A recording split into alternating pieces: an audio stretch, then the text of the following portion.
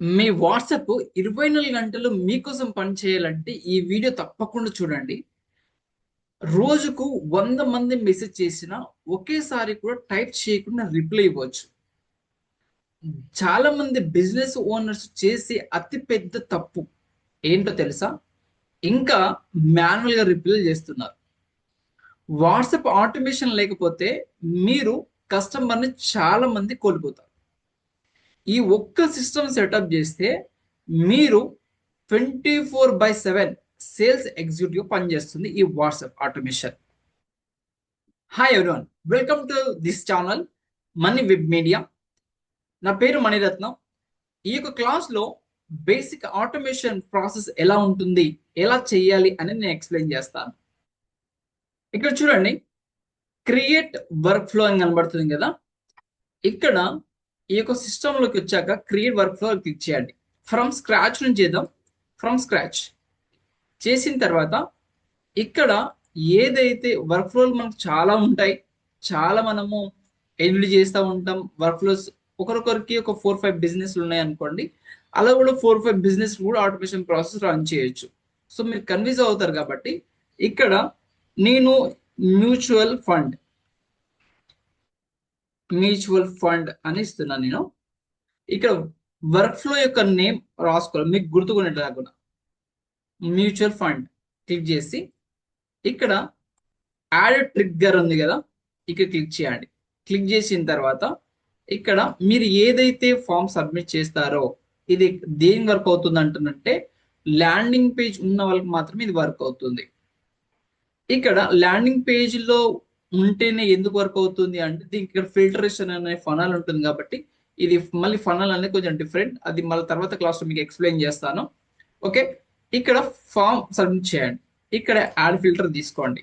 ఇది తీసుకున్న తర్వాత కింది కొంచెం స్క్రోల్ చేస్తే ఇక్కడ ఫామ్ ఇస్ తీసుకొని డైరెక్ట్ గా మీరు మ్యూచువల్ ఫండ్, మీరు ఎక్కడైతే ఫామ్ ఇస్తారు కదా, ఫామ్ క్రియేట్ చేస్తారు కదా, అక్కడ తీసుకొని ఇక్కడ సేవ్ చేయాలి.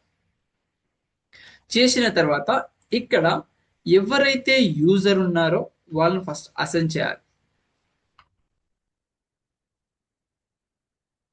ఇక్కడ అసెంట్ యూజర్ అని కనబడుతుంది కదా, అసెంట్ యూజర్ అని తీసుకొని వాళ్ళని చేయాలి. క్లిక్ చేసి డైరెక్ట్ గా సేవ్ ఆప్షన్. దాని తర్వాత ఇక్కడ కంపల్సరీగా ట్యాగ్ అనేది అసైన్ చేయాలి. ఈ ట్యాగ్ గురించి ప్రత్యేకంగా నేను క్లాస్ ఉంటుంది. ట్యాగ్ అసలు ఎందుకు యూజ్ చేయాలి, ఎందుకు యూజ్ చేయకూడదు, ట్యాగ్ దేనికి యూజ్ చేయాలి అని ఒక క్లాస్ మీకు ఇంకొక యూట్యూబ్ లో నేను ఇచ్చాను, అప్లోడ్ చేశాను ట్యాగ్ గురించి. దాని గురించి ఒకసారి వీడియో చూడండి, మీకు అర్థమవుతుంది.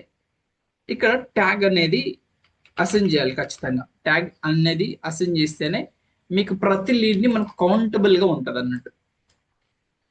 ఇక్కడ కిందికి రండి. కిందికి వచ్చిన తర్వాత డైరెక్ట్ గా ఇక్కడికి వచ్చి ఆపర్చునిటీ అని ఉంటుంది, లేదా అంటే అప్డేట్. రెండు ఒకటే, బట్ మీకు అర్థమయ్యేలాగా చెప్తున్నాను మీకు. ఇక్కడ అప్డేట్ అని ఉంటుంది. ఇక్కడ క్రియేట్ అండ్ అప్డేట్ ఆపర్చునిటీ. ఈ క్రియేట్ అండ్ ఇక్కడ చూడండి, మనము ఇంత మొదలు పైప్ లైన్ యూజ్ చేసాం కాబట్టి అదే పైప్ లైన్ తీసుకోవాలి. పైప్ లైన్ లో నేను స్టేజెస్ చెప్పాను కదా, అదే స్టేజెస్ తీసుకోవాలి. న్యూ లీడ్ అని చెప్పాను కదా, అది తీసుకున్న తర్వాత ఇక్కడ ఓపెన్ లో పెట్టాలి. ఇక్కడ ఆఫ్ లో పెట్టేసి ఆన్ లో పెట్టేసి ఇక్కడ సేవ్ చేయాలి. సేవ్ చేసిన తర్వాత ఇక్కడ వరకు బేసిక్ మీరు మెసేజ్ పంపించాలనుకోండి. ఫర్ ఎగ్జాంపుల్ వెల్కమ్ మెసేజ్ పంపిద్దాం.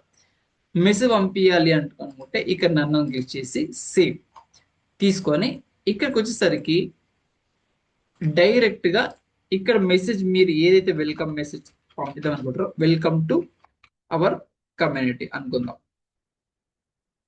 కమ్యూనిటీ క్లిక్ చేసి సేవ్ చేయండి.